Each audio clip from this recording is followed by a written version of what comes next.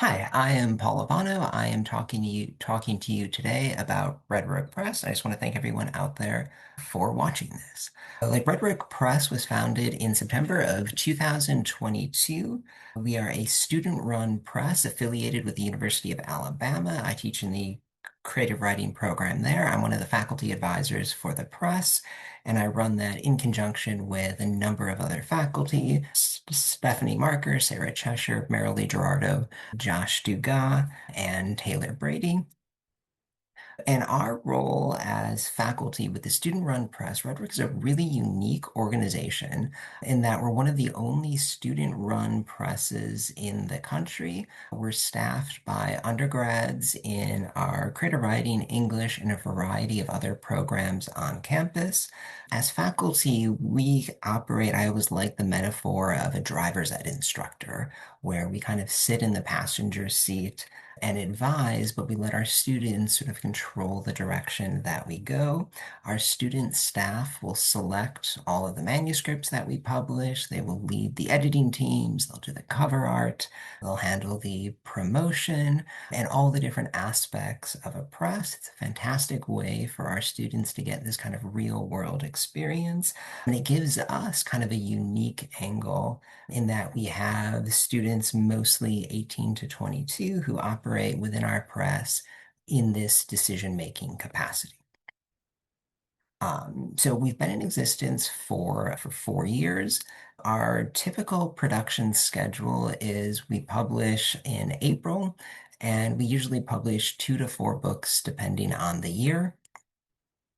Our books are authored by one of the criteria to submit to Red Rook is that you have to be at the time of submission enrolled in an undergraduate or graduate program somewhere in the country. So all of our authors, at least when they submit, are kind of technically students, though we get a lot of variance in age with our authors. Some are undergrad, are in their 40s or 50s, and they're taking a graduate writing class somewhere, which allows them to sort of qualify to submit. When we first started out, we were a pretty small operation. We published just 2 books our first year. We have grown pretty significantly in the intervening years. We've seen growth in terms of staff. There's tremendous interest on campus in publishing and publishing opportunities. With our undergrads, we've also grown in reach. This past academic year, we became an imprint of the University of Alabama Press. UAP handles our distribution and has allowed our books to become widely available, which is really, really neat. Obviously, it's great for the authors, but it's really, really fun for our staff to work on a book during the school year and then go home for the summer to wherever their hometown is and potentially find our books in their local bookstores. I mentioned with our submission process that you do have to be enrolled as a student at the time of submission, those not at the time of publication, because of the fluidity in that schedule. Our other big stipulations, so at Red Rook, we publish novels, short story collections, and poetry collections.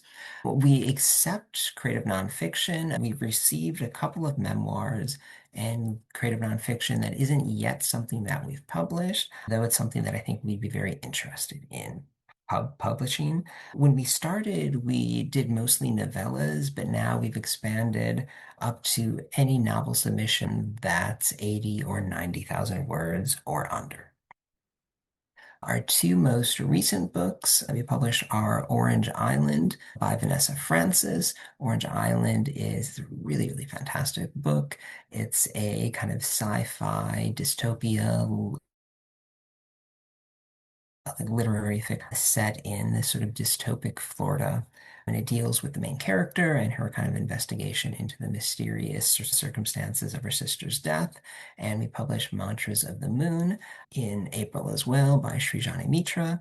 And Mantras is a really, really fantastic poetry collection. Srijani was an undergraduate at a university in India at the time she submitted to us.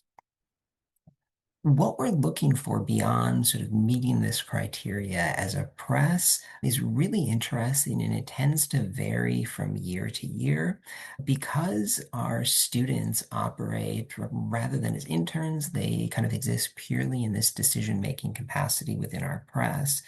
Means that I show up to acquisition meetings with really having no idea which manuscript we're going to go forward with. And each year, our acquisitions team kind of adopts this sort of personality and taste.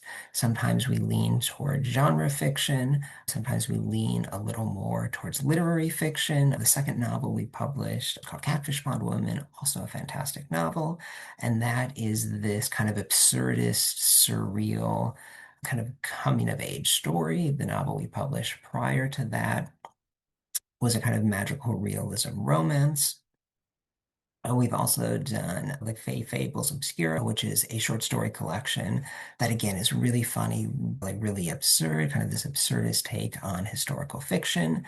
Our poetry can range really widely. We've had some collections like Bonfires and Other Vigils that was really kind of geared towards nature. Others, our first, The Blood, the Love, and The Uninterpretable, was really kind of confessional.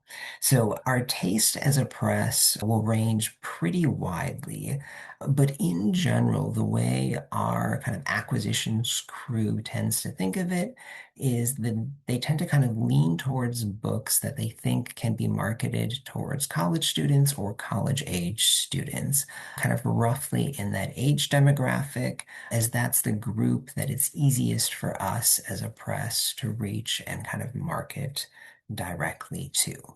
So we are going to be open for submissions until September 15th. You can find us on redrookpress.org. Our submission page has all of that information and all of the necessary links. If you're enrolled anywhere in the world, as at college, university, community college, wherever, as an undergrad or grad student, we would love to read your work. We hope you send us something. And thank you for listening to this sort of debriefing on like Red Rook Press.